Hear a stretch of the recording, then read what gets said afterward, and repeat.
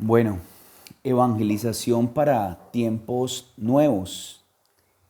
Estamos en este proceso del Centro Arquidiocesano de Evangelización, en todo el proceso de los discípulos misioneros que quieren seguir al Señor, siguiéndolo como discípulos, quieren escucharlo y sin dejar de escucharlo, quieren seguirlo y testimoniarlo en la misión.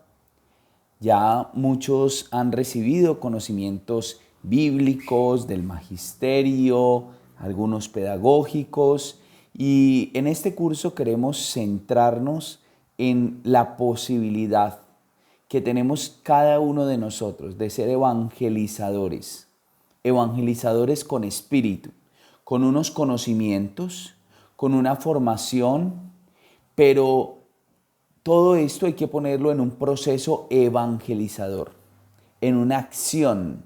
No se puede quedar en un simple engorde de formación.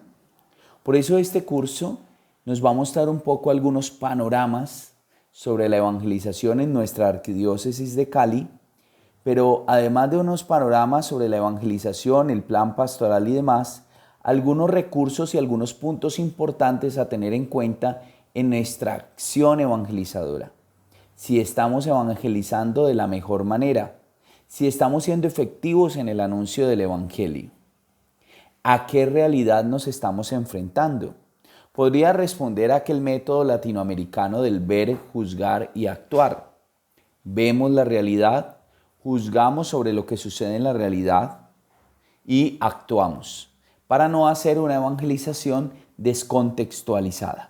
Bien, entonces yo quisiera invitarles primero a que hiciéramos un ejercicio y es que podamos escribir cuál es nuestra realidad hoy, cuáles son nuestras luces y nuestras sombras, cuáles son esas realidades que estamos viviendo en nuestros barrios, en nuestras parroquias, que estamos viviendo en nuestras familias, que estamos viviendo en nuestros trabajos, luces y sombras. A veces cuando hacemos algún análisis se ve como demasiado, ¿cómo les digo yo?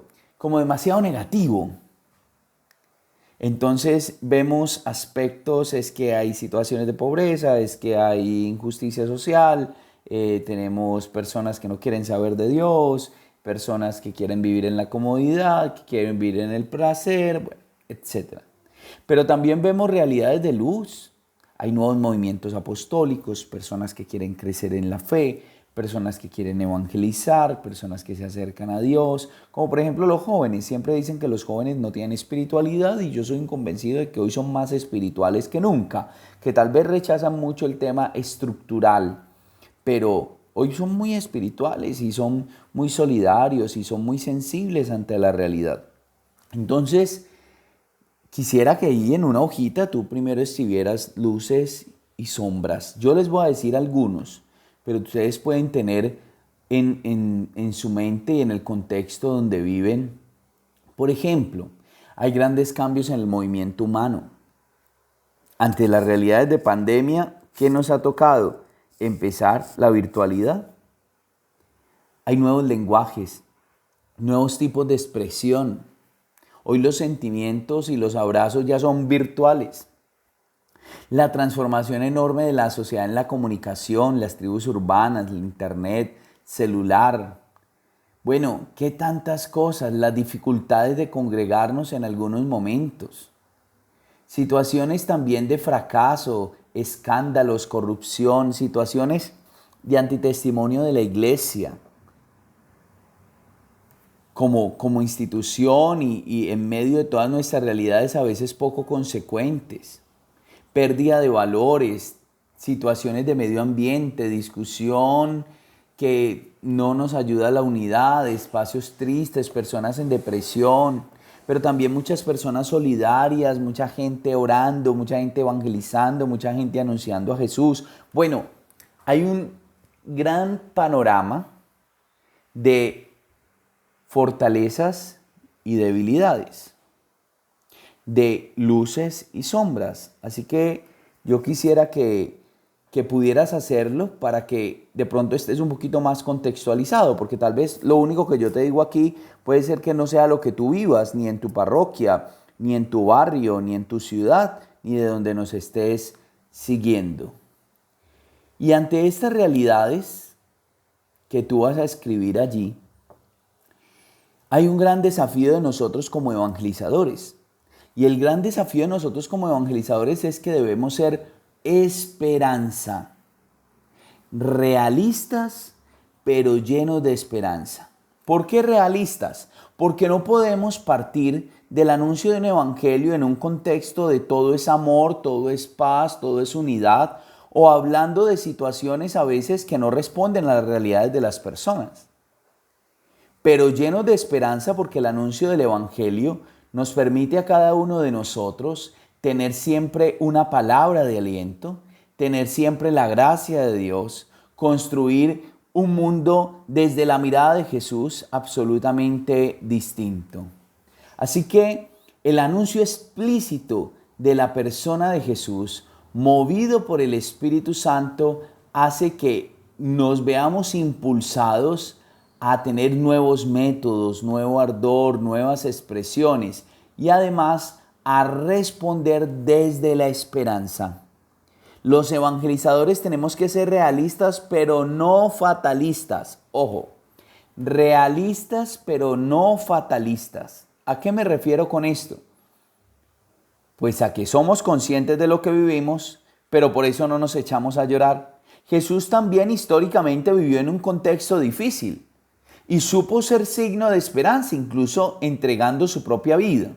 Entonces, usted evangelizador, catequista, del grupo X o Y, del movimiento, en su casa, en su barrio, pues debe ser semilla de esperanza, tratando de responder a cada realidad social, económica, de iglesia, familiar, del aspecto que sea, siempre con una palabra de aliento, siempre con una palabra de Jesús, siempre presentando la persona de Jesús como ese motivo de esperanza.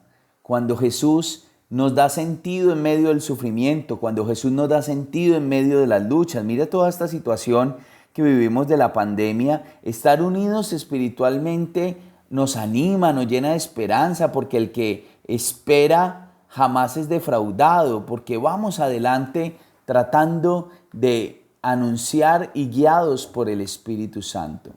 Es un llamado que nos hace el Señor a renovarnos. Miren qué bonito ha sido esto a pesar de la situación difícil de la pandemia. ¿Por qué digo qué bonito? Porque muchos se han tenido que empezar a buscar nuevos métodos. Las primeras comunidades cristianas tuvieron dificultades para el anuncio del Evangelio. Pero gracias a esas dificultades tuvieron que huir a otros lugares. Y huyendo a otros lugares fue el momento propicio que el Señor aprovechó para que el Evangelio se conociera en otras poblaciones.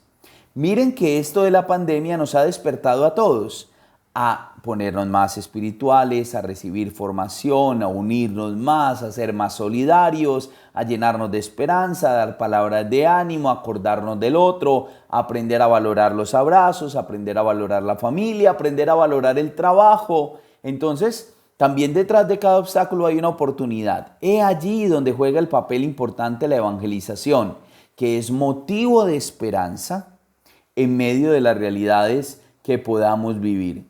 En medio de esas luces y de esas sombras se establece el reino de Dios. Y entonces, durante este camino de la evangelización para tiempos nuevos, pues vamos a ver cómo hay nuevas propuestas pastorales, cómo cada evangelizador puede llenar el corazón de aquellos que están escuchando su mensaje, cómo cada iniciativa espiritual puede ser una propuesta interesante para que muchos conozcan a Jesús. Ver la realidad como un desafío, ver la realidad como un desafío. Y en nuestra arquidiócesis de Cali, pues evidentemente tenemos un contexto cultural, un contexto de ciudad, un contexto de ciudad-región, como hemos llamado, donde la arquidiócesis de Cali no solo comprende la ciudad de Cali, sino también Yumbo, Jamundí, Dagua, La Cumbre, entre otros. Es decir, tenemos población de ciudad urbana y tenemos población rural. Y la Arquidiócesis de Cali busca, todos nosotros evangelizadores, ustedes y yo, buscamos responder a esas realidades, realidades de gente linda, de gente trabajadora, de gente espiritual, de gente solidaria, de gente que se esfuerza, pero también realidades de violencia, realidades de pobreza, realidades de indiferencia de fe, realidades de división, etcétera, de microtráfico, de narcotráfico, de todas las realidades que podamos responder. Y nuestra Arquidiócesis de Cali, pues, está estructurada en zonas pastorales, por ejemplo, zona norte, zona sur, zona oriente, zona centro, y cada zona dividida en arciprestazgos, que son grupos de parroquias que responden en unidad al acompañamiento de algunos espacios de nuestra arquidiócesis. Además de las parroquias tenemos santuarios, capillas, centros de culto, centro de evangelización. Y esto como de manera estructural, respondiendo a esos desafíos. Pero la estructura pastoral de la Arquidiócesis de Cali está organizada por centros pastorales para responder mejor: evangelización, promoción y desarrollo humano, administrativo, familia, educación.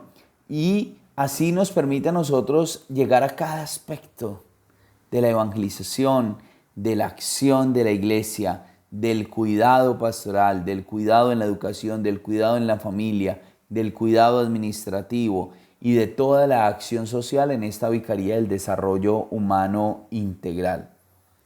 Sin embargo, la unidad es muy importante. Aunque estemos estructurados de esta manera, pues seguramente respondemos en una unidad de trabajo.